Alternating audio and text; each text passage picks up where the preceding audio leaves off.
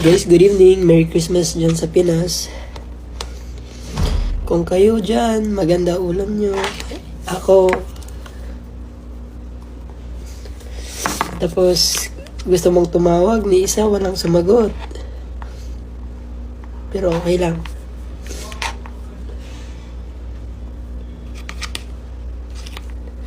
Lord, thank you for everything. Thank you sa lakas. Thank you po sa paggabay. I love you, Lord.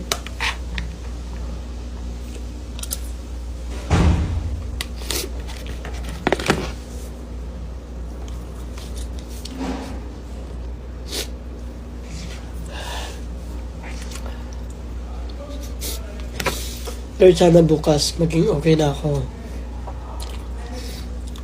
Thank you so much for everything, Lord. I love you. Merry Christmas sa iyo, Lord.